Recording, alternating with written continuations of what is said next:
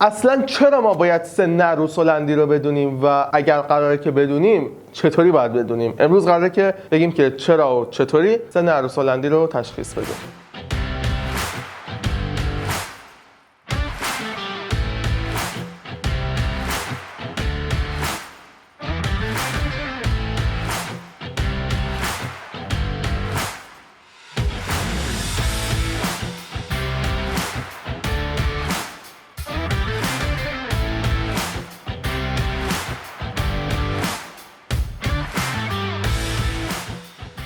دونستن سن توتیتون، چه عروس هلندی باشه، چه گرینچیک، چه کاسکو، چه هر توتی دیگه ای، خیلی مهمه.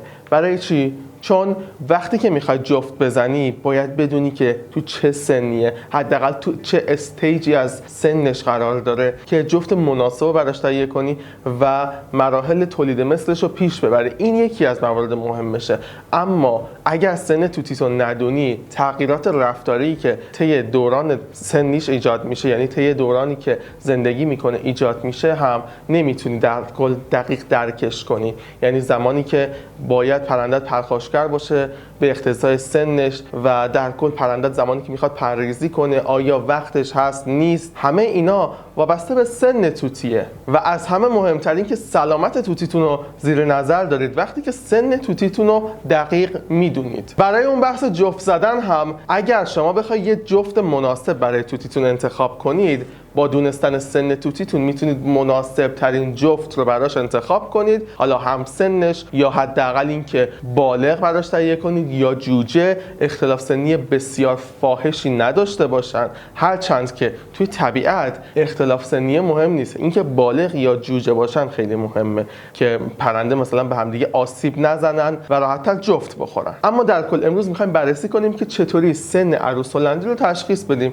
طبق ویژگی‌های ظاهریش، رفتاریش و در کل همه ویژگی‌هایی که میتونی از یه توتی ببینی دیگه. بعد از این ویدیو احتمالاً با یک نگاه میتونی سن یه عروس هلندی رو تقریبی تشخیص بدی. و بچه‌ها اینو بدونید که ما دقیق نمیتونیم تشخیص بدیم که چند روزشه، چند ماهشه این عروس هلندی یا هر توتی دیگه و همش تخمینه. و دقیق ترین روشش اینه که شما از اون پرورش دهنده‌ای که توتی رو پرورش داده بپرسید که کی به دنیا اومده، یا مثلا شناسنامه. حالا شناسنامه که یه چیز من درآوردیه، ولی مثلا بعضی از پرورش دهنده‌ها میان تاریخ تولد و اینا رو یادداشت میکنن. میتونید از پرورش دهنده‌تون بپرسید که خب این توتی مثلا چند وقتشه، یا وقتی که سرلاکی تهیه کردی دیگه ثبت کنید که آقا من این موقع تهیه کردم، و اونجوری میتونید دقیق بدونی که توتیت چند سالشه، چند ماهشه، چند روزشه. اما امروز میخوایم تخمینی ببینیم که یه توتی تو چه استیج از سنش قرار داره و تقریبا چند ماهشه یا چند سالشه. البته امروز فقط میخوایم برای عروس هلندی بررسی کنیم و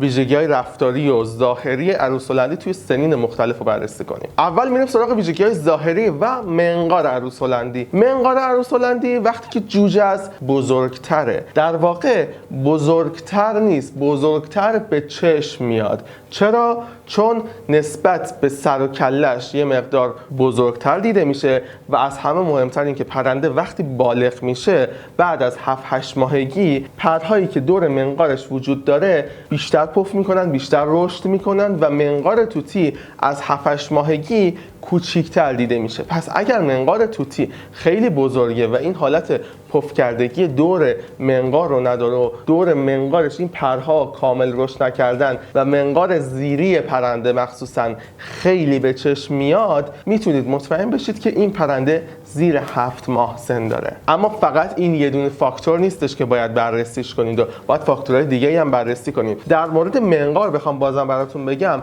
لایه بودن منقار خیلی مهمه توی تشخیص سن توتی. ببینید توتیایی که جوجه‌ان منقارشون یه تیکه و یک دسته و لایه نیست، ولی منقار توتیایی که بالغ میشن فرق نمیکنه، هم واسه عروس هلندی هم واسه توتیای دیگه. این منقار چون رشد میکنه لایه اضافه بهش میشه، مراحل رشد منقار ادامه پیدا میکنه، چند لایه میشه و این چند لایه بودن اصلا چیز بدی نیستش و نشون دهنده سلامت توتیتونه. اگر توتی بالغ باشه و منقارش اینجوری لایه نباشه میتونه نشون دهنده مشکلات کلسیوم، یعنی کمبود کلسیوم و مشکلات بدنی توتی باشه. بیشتر مربوط میشه به کمبود مینرال ها و کلسیوم. در کل اگر منقار توتی لایه لایه بود میتونی تشخیص بدی که این توتی بالای 7 ماه سن داره.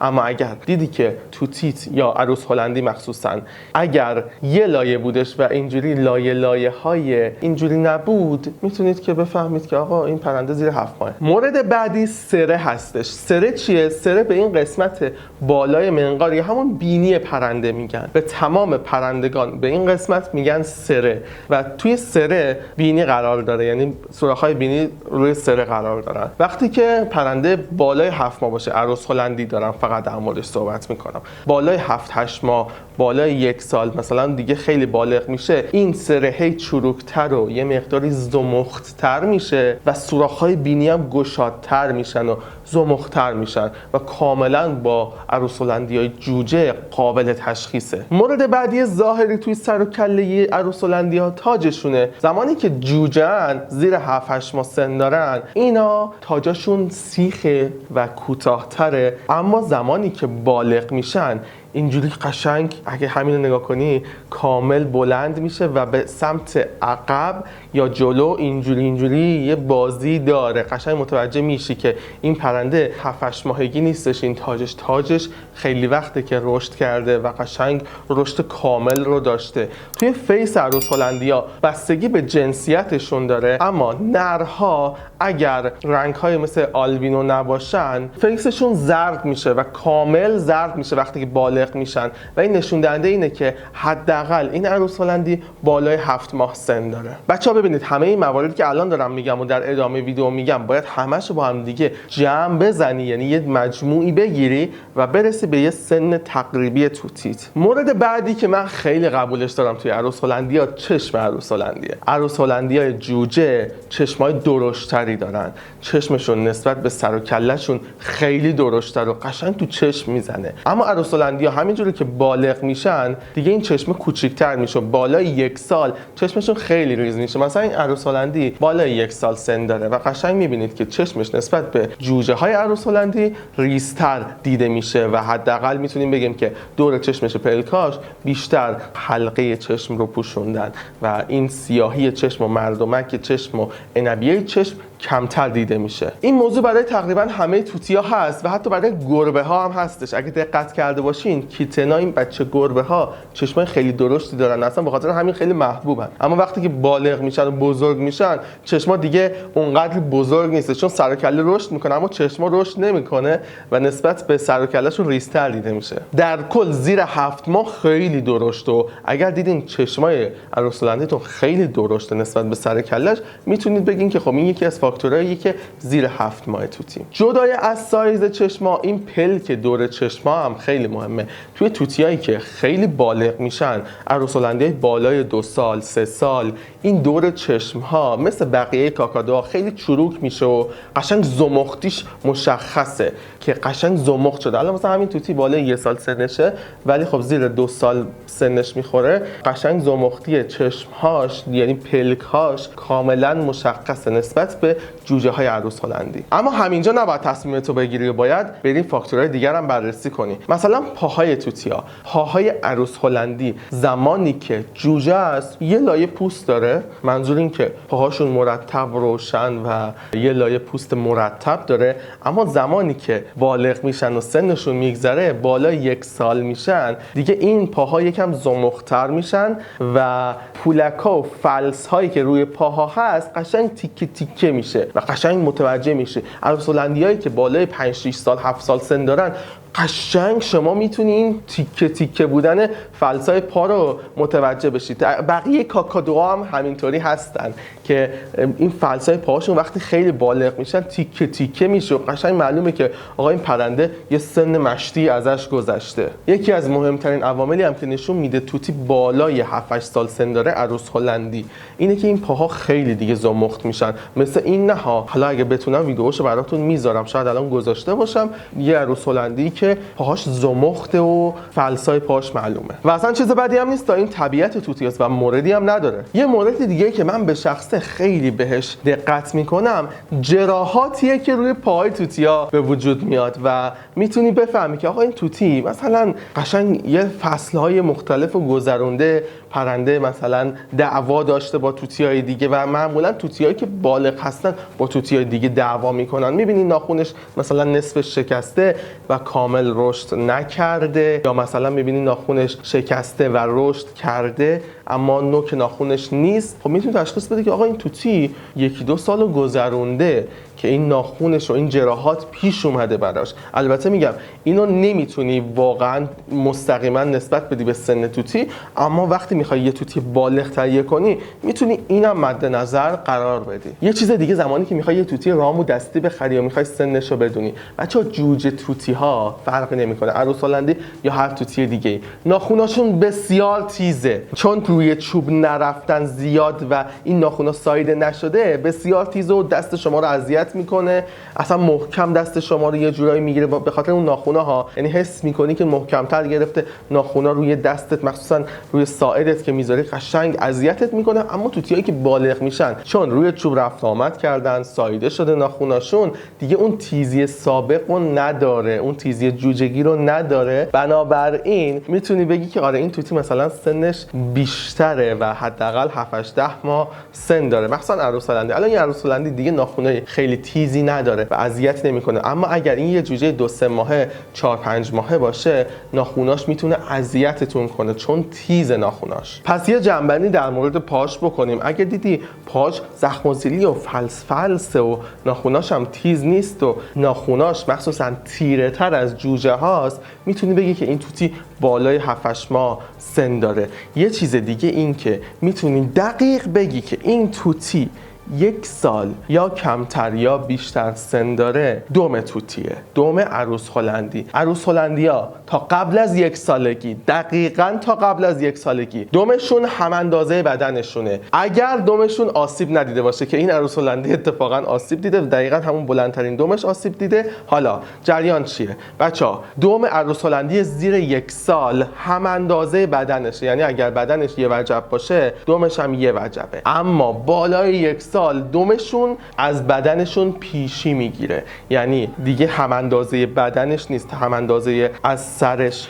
تا آخرین شاهپرش نیست و بلندتره. یعنی یه جورایی تا اینجا باید دم داشته باشه این پرنده چون بالای 1 سال سن داره، که دقیقاً هم همین دمی که بلندتره اینو پرنده‌های دیگه که تو قفس بودن گازش گرفتن و این اتفاق افتاده. اینا رو هم بررسی کنید چون می‌بینید که مثلا پرنده بالای 1 سال سن داره اما دمش مثلا بریده شده، کنده شده، یا حالا مثلا اتفاقی افتاده به میلهای قفس خیلی وقتا گیر میکنه و اتفاقایی میفته که خب دم توتی اینطوری میشه و شما توتیتون بالای 1 سال سن داره اما تشخیص اشتباه میدی که زیر 1 ساله. بریم یکم دیگه ظاهری بررسی کنیم. ببینید نرها همونطوری که گفتم صورتشون زرد میشه مگر اینکه توتیایی باشن، یعنی موتاسیون هایی باشن که صورتشون زرد نشه. اگر نژاد یا همون موتاسیون وایت فیس باشن میتونیم بگیم که زمانی که فیسش سفید بشه به جای این زردی سفید بشه، توتی بالای 1 سال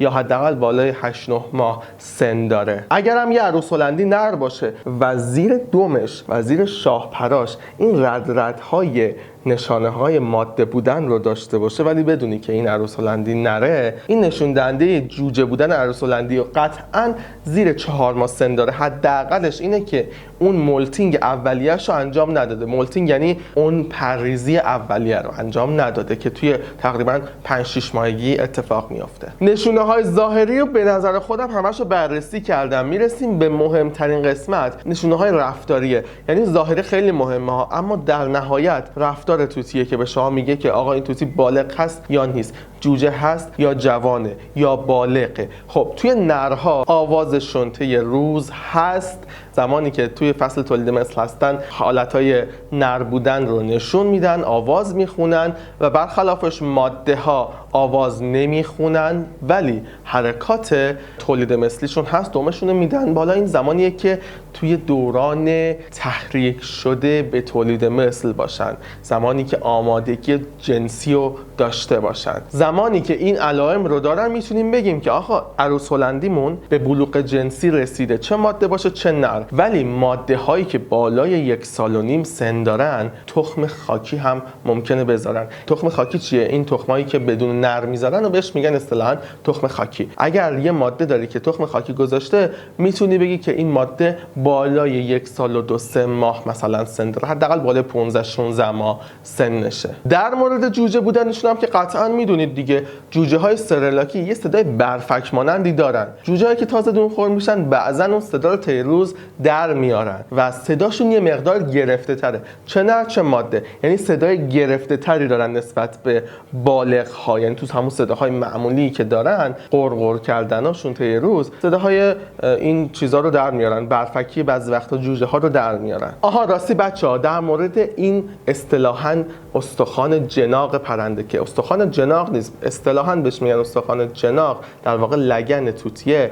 عروس هلندی هایی که ماده هستن، ببینید جوجه ها همه جناقاشون بازه تقریبا، یعنی این دست میزنی جناقا بازه، اما زمانی که بالغ میشن ماده ها جناق ها باز میشه، یعنی آماده میشن برای تخم گذاری، اما نرها جناق هاشون بسته تره.